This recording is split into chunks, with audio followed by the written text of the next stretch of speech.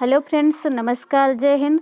सितारा exam study platform पर मैं शालिनी आप सभी का बहुत बहुत स्वागत करती हूं, अभिनंदन करती हूं। कैसे हो आप सब लोग? आई होप सब लोग अच्छे होंगे और अपनी सीटेट की तैयारी अच्छे से कर भी रहे होंगे। तो फ्रेंड्स, आज हम इस वीडियो के अंदर CDP के 2014 में आए हुए क्वेश्चंस को शामिल किया है, क्योंकि प्रीवियस ईयर के क्वेश्चंस आपके सीटेट के लिए काफ़ी मोस्ट इम्पॉर्टेंट होते हैं। क्वेश्चन 1 से लेकर के 15 तक के क्वेश्चंस हैं जो प्रीवियस ईयर में आए हुए क्वेश्चंस हैं। तो आप इस वीडियो को ज़रूर देखिएगा, मिस मत कीजिएगा। और चैनल पर जो लोग पहली बार विजिट कर रहे हैं, चैनल को सब्सक्राइब कर बेल आइकन को ज़रूर प्रेस कर लीजिए, ताकि जैसे हम नेक्स्ट वीडियो अपलोड करें तो उसका नोटिफिकेशन आपको तुरंत मिल सके। तो फ्रेंड्स, चलिए स्टार्ट करते हैं। फर्स्ट क्वेश्चन आपकी स्क्रीन पर है। किसने सबसे पहले बुद्धि परीक्षण का निर्माण किया? अल्फ्रेड बिने, Robert Sternberg, Charles Edward Spearman या डेविड वेसलर? तो अल्फ्रेड बिने ने किया है। सबसे पहले बुद्धि परीक्षण का निर्माण अल्फ्रेड बिने ने किया था। नेक्स्ट क्वेश्चन है, क्वेश्चन नंबर 2। एक शिक्षक कक्षा के कार्य को एकत्र करता है और उन्हें पढ़ता है, उसके बाद योजना बनाता है और अपने अगले पाठ को शिक्षार्थियों की आवश्यकताओं को पूरा करने के लिए समायोजित करता है। वह कर रहा है या कर रही है? तो इसका राइट आंसर है ऑप्शन दूसरा, सीखने के लिए आकलन। ये जो शिक्षक सारा कार्य कर रहा है वह सीखने के लिए आकलन कर रहा है, इसलिए शिक्षक कक्षा का आकलन स्वयं करेगा। नेक्स्ट क्वेश्चन है, क्वेश्चन नंबर 3। कक्षा कक्ष में जेंडर यानी लिंग विभेद। तो इसका राइट आंसर है ऑप्शन पहला, शिक्षार्थियों के ह्रासोन्मुख प्रयासों अथवा निष्पादन का कारण बन सकता है। कक्षा कक्ष में जेंडर यानी लिंग विभेद पक्षपात, भेदभाव की भावना को उत्पन्न करता है और छात्रों में न्यूनता व हीनता की भावना को विकसित करता है, जिससे जो अधिगम है वो अच्छा नहीं हो पाता और छात्र छात्राओं में द्वेष की भावना उत्पन्न होती है। कक्षा कक्ष में लिंग विभेद नहीं करना चाहिए। लड़के और लड़कियों को विद्यालय में सीखने और सिखाने में बराबर अवसर दिए जाने चाहिए। नेक्स्ट क्वेश्चन है, क्वेश्चन नंबर 4। ध्वनि संबंधी जागरूकता निम्नलिखित में से किस क्षमता से संबंधित है? तो इस क्वेश्चन का राइट आंसर है ऑप्शन 4, ध्वनि संरचना पर चिंतन करना व उसमें हेर फेर करना। ध्वनि संबंधी जागरूकता ध्वनि संरचना पर चिंतन करना व उसमें हेर फेर करना इस क्षमता से संबंधित है। नेक्स्ट क्वेश्चन है, क्वेश्चन नंबर 5। प्रकृति पोषण विवाद निम्नलिखित में से किससे संबंधित है? वातावरण एवं जीव विज्ञान से, व्यवहार एवं वातावरण से, वातावरण एवं पालन पोषण से, और चौथा है आनुवंशिकी एवं वातावरण से। तो इसका राइट आंसर है ऑप्शन 4, आनुवंशिकी एवं वातावरण से।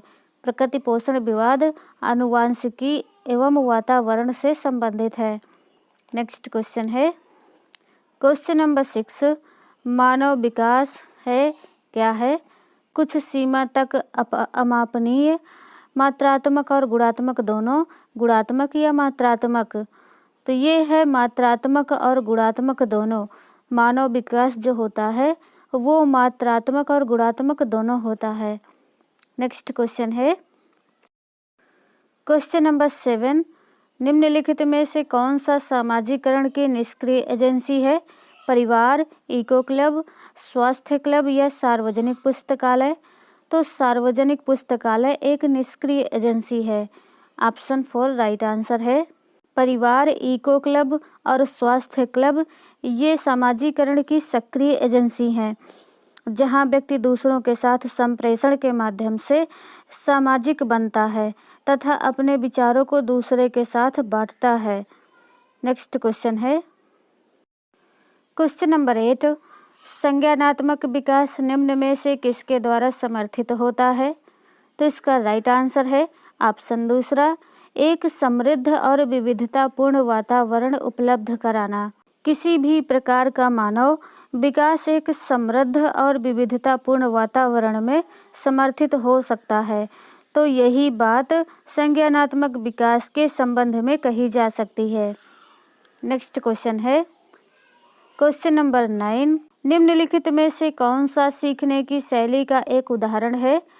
तथ्यात्मक, संग्रहण, स्पर्श संबंधी या चाक्षुष? तो ये चाक्षुष है। सीखने की शैली का जो एक उदाहरण है वह चाक्षुष है। चाक्षुष का अर्थ होता है नेत्र से, यानी देख करके सीखने का एक उत्तम उदाहरण होता है चाक्षुष शैली।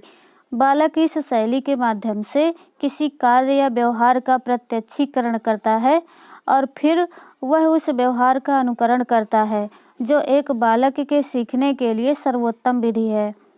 नेक्स्ट क्वेश्चन है क्वेश्चन नंबर 10, यहाँ पर रिक्त स्थान भरना है। प्रेरणाएं अनुभूतियों के संतुष्टिकरण की अवस्थाओं तक पहुँचने और वैयक्तिक लक्ष्यों को प्राप्त करने की आवश्यकता को संबोधित करती है। भावात्मक, सुरक्षा उन्मुखी, संरक्षण उन्मुखी या प्रभावी? तो इसका राइट आंसर है ऑप्शन पहला, भावात्मक। भावात्मक प्रेरणाएं अनुभूतियों के संतुष्टिकरण की अवस्थाओं तक पहुँचने और वैयक्तिक लक्ष्यों को प्राप्त करने की आवश्यकता को संबोधित करती है। यानी भावात्मक प्रेरणाएं व्यक्ति की भावनाओं से संबंधित होती हैं, जो व्यक्ति को उसका लक्ष्य प्राप्त करने के लिए अभिप्रेरित करती हैं। नेक्स्ट क्वेश्चन है एक आंतरिक बल जो प्रोत्साहित करता है और व्यवहार परक प्रतिक्रिया के लिए बाध्य करता है एवं उस प्रतिक्रिया को विशिष्ट दिशा उपलब्ध कराता है। कौन कराता है? संवेग, अध्यवसाय, वचनबद्धता या अभिप्रेरणा? तो इसका राइट आंसर है ऑप्शन 4, अभिप्रेरणा।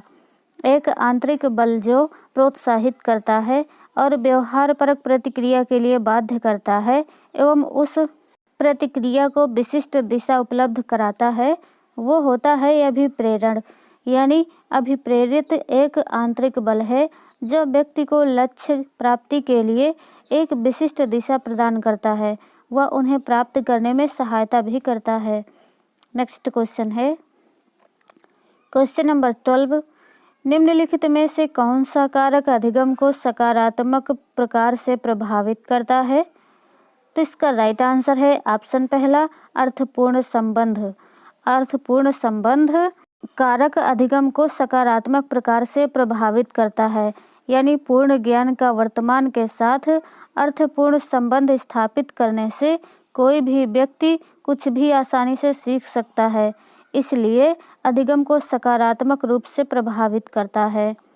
नेक्स्ट क्वेश्चन है क्वेश्चन नंबर 13, प्रतिभाशाली शिक्षार्थियों को से जुड़े प्रश्नों पर अधिक समय देने के लिए कहा जा सकता है? सृजन, समझ, विश्लेषण या स्मरण? तो इसका राइट आंसर है ऑप्शन पहला, सृजन। प्रतिभाशाली शिक्षार्थियों को सृजन से जुड़े प्रश्नों पर अधिक समय देने के लिए कहा जाता है। जो प्रतिभाशाली शिक्षार्थी होते हैं, सृजन करने की प्रवृत्ति होती है उनमें। छात्र जितने अधिक सृजन संबंधी प्रश्न बनाएंगे उतनी ही समझ होगी उनमें। अतः प्रतिभाशाली शिक्षार्थियों को सृजन से जुड़े प्रश्नों पर अधिक समय देने के लिए कहा जा सकता है। नेक्स्ट क्वेश्चन है क्वेश्चन नंबर 14, निम्नलिखित में से कौन सा कौशल संवेगात्मक बुद्धि से संबंधित है? विचार करना, गतिक प्रक्रमण, समानुभूति देना या याद करना? तो इसका राइट आंसर है ऑप्शन तीसरा, समानुभूति देना। समानुभूति के अंतर्गत व्यक्ति स्वयं को दूसरे की परिस्थिति में रखकर सोच विचार करता है, जो कि उचित संवेगात्मक बुद्धि को दर्शाता है। इसलिए समानुभूति देना कौशल संवेगात्मक बुद्धि से संबंधित है। नेक्स्ट क्वेश्चन है क्वेश्चन नंबर 15, गणित से अधिगम निर्योग्यता का आकलन निम्न में से किस परीक्षण द्वारा सर्वाधिक उचित तरीके से किया जा सकता है? स्क्रीनिंग परीक्षण द्वारा, निदानात्मक परीक्षण द्वारा, उपलब्धि परीक्षण द्वारा या अभिक्षमता परीक्षण द्वारा? तो इसका राइट आंसर है ऑप्शन दूसरा, निदानात्मक परीक्षण द्वारा। गणित से अधिगम निर्योग्यता का आकलन निदानात्मक परीक्षण द्वारा सर्वाधिक उचित तरीके से किया जा सकता है। यानी निदानात्मक परीक्षण में मुख्यतः अधिगम निर्योग्यता का परीक्षण किया जाता है। यह व्यक्ति की विषय पर कमजोरी और मजबूती के बारे में सूचना देता है कि बालक कितना कमजोर है और कितना मजबूत है। क्वेश्चन नंबर 16 प्रवाह पूर्णता, व्याख्या, मौलिकता और लचीलापन के साथ संबंधित तत्व है। गुण, अपसारी चिंतन, त्वरण या प्रतिभा। तो इसका राइट आंसर है ऑप्शन दूसरा, अपसारी चिंतन। प्रवाह पूर्णता, व्याख्या, मौलिकता और लचीलापन अपसारी चिंतन के साथ संबंधित तत्व है। अगला क्वेश्चन है क्वेश्चन नंबर 17 सभी के लिए विद्यालयों में सभी की शिक्षा निम्नलिखित में से किसके लिए प्रचार वाक्य हो सकता है? समावेशी शिक्षा का, सहयोगात्मक शिक्षा का, संशक्तिशील शिक्षा का या पृथक शिक्षा का? यह प्रचार वाक्य समावेशी शिक्षा का है। ऑप्शन पहला राइट आंसर है। सभी के लिए विद्यालयों में सभी की शिक्षा, यह समावेशी शिक्षा का प्रचार वाक्य है जिसमें सभी बच्चों के लिए खोले गए स्कूलों में सभी बच्चों को शिक्षा दी जाती है, फिर चाहे बच्चा समर्थ हो या नहीं, सभी को शिक्षा प्राप्त करने का पूर्ण अधिकार है। नेक्स्ट क्वेश्चन है क्वेश्चन नंबर 18 निम्नलिखित में से कौन सी शब्दावली प्रायः अभिप्रेरणा के साथ अंतः बदलाव के साथ इस्तेमाल की जाती है? ऑप्शन है पहला उत्प्रेरणा, दूसरा है आवश्यकता, तीसरा है संवेग या चौथा है पुरस्कार यानी प्रेरक। तो इसका राइट आंसर है ऑप्शन दूसरा, आवश्यकता। आवश्यकता अभिप्रेरणा के साथ अंतः बदलाव के साथ इस्तेमाल की जाती है। जिस प्रकार से अभिप्रेरणा हमें लक्ष्य प्राप्ति में सहायता करती है, उसी प्रकार से हम अपनी आवश्यकता को संतुष्ट करने के लिए कुछ लक्ष्य निर्धारित कर उन्हें प्राप्त करने का प्रयत्न करते हैं। तो आवश्यकता अभिप्रेरणा के साथ अंतः बदलाव के साथ प्रयोग में लाई जा सकती है। नेक्स्ट क्वेश्चन है क्वेश्चन नंबर 19 निम्नलिखित में से कौन सा स्टर्नबर्ग की बुद्धि के त्रिस्तरीय सिद्धांत का एक रूप है? प्रायोगिक बुद्धि, संसाधनपूर्ण बुद्धि, गणितीय बुद्धि या व्यावहारिक बुद्धि? तो इस क्वेश्चन का सही आंसर है ऑप्शन 4, व्यावहारिक बुद्धि। व्यावहारिक बुद्धि स्टर्नबर्ग की बुद्धि के त्रिस्तरीय सिद्धांत का एक रूप है। नेक्स्ट क्वेश्चन है क्वेश्चन नंबर 20 1 वर्ष तक के शिशु जब आँख, कान व हाथों से सोचते हैं तो निम्नलिखित में से कौन सा स्तर शामिल होता है? इंद्रिय जनित गामक स्तर, पूर्व संक्रियात्मक स्तर, अमूर्त संक्रियात्मक स्तर या मूर्त संक्रियात्मक स्तर? तो इसका राइट आंसर है ऑप्शन दूसरा, इंद्रिय जनित गामक स्तर। यानी पियाजे की इंद्रिय जनित गामक अवस्था में बच्चा जो 2 वर्ष का होता है, जिसमें वह आँख, कान व हाथों का प्रयोग करके सोचता है। नेक्स्ट क्वेश्चन है क्वेश्चन नंबर 21 वाइगोत्स्की के सिद्धांत में विकास के निम्नलिखित में से कौन से पहलू की उपेक्षा की गई है? यानी उपेक्षा होती है? सांस्कृतिक, जैविक, भाषाई या सामाजिक? तो इसका राइट आंसर है ऑप्शन दूसरा, जैविक। वाइगोत्स्की के सिद्धांत में केवल सांस्कृतिक, भाषीय व सामाजिक पक्षों की बात की गई है, इसलिए वाइगोत्स्की द्वारा जैविक पक्ष की उपेक्षा की गई है। नेक्स्ट क्वेश्चन है क्वेश्चन नंबर 22 छात्राएं यानी छात्राओं के विषय में कहा गया है। तो इसका राइट आंसर है ऑप्शन पहला, अपनी उम्र के लड़कों की तरह गणित में अच्छी हैं। छात्राएं अपनी उम्र के लड़कों की तरह गणित में अच्छी हैं क्योंकि अधिगम प्रक्रिया में लैंगिक विभेद का प्रभाव नहीं होता है। जिस तरह से लड़के कठिन से कठिन सवालों को सॉल्व कर लेते हैं, उसी तरह लड़कियां भी कठिन से कठिन सवालों को सॉल्व कर लेती हैं।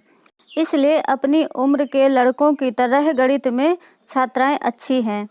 नेक्स्ट क्वेश्चन है क्वेश्चन नंबर 23 ग्रेड अंकों से कैसे अलग है? यह प्रश्न निम्न में से किस प्रकार के प्रश्नों से संबंध रखता है?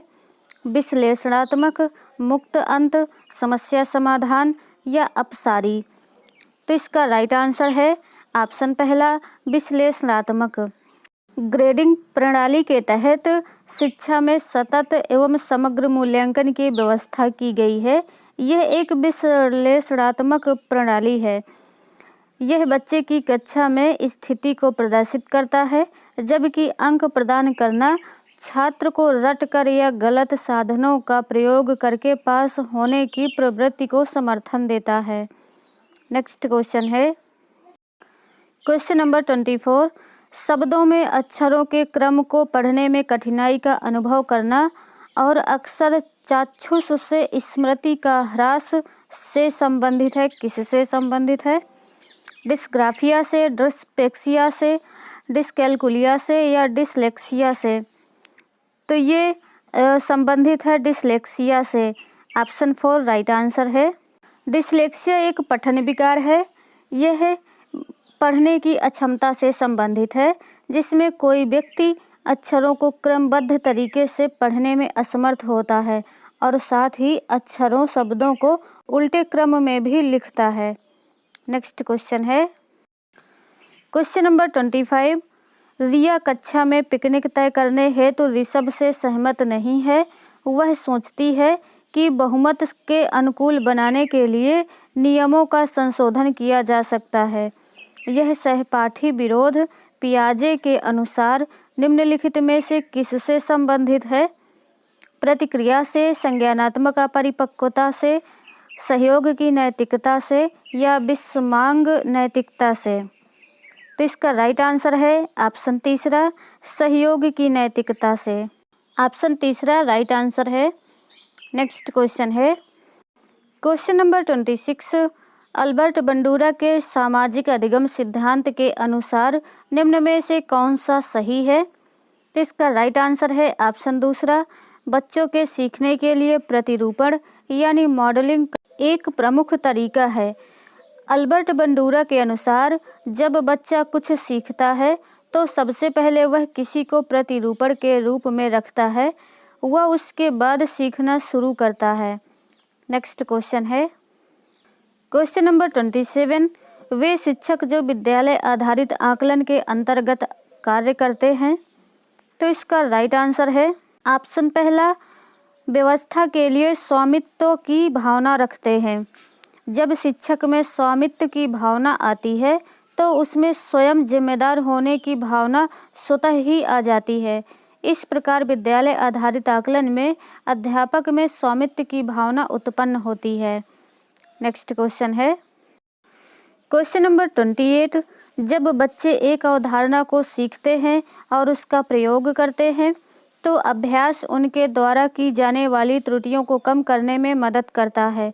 यह विचार के द्वारा दिया गया है। किसके द्वारा दिया गया है? तो इसका राइट आंसर है ऑप्शन 4, थॉर्नडाइक के द्वारा दिया गया है। यह थॉर्नडाइक की प्रयास एवं त्रुटि सिद्धांत से संबंधित है। थॉर्नडाइक ने बिल्ली पर प्रयोग करके यह सिद्धांत प्रतिपादित किया है। नेक्स्ट क्वेश्चन है क्वेश्चन नंबर 29। सिद्धांत चित्र के द्वारा नवीन अवधारणाओं की समझ बढ़ाते हैं।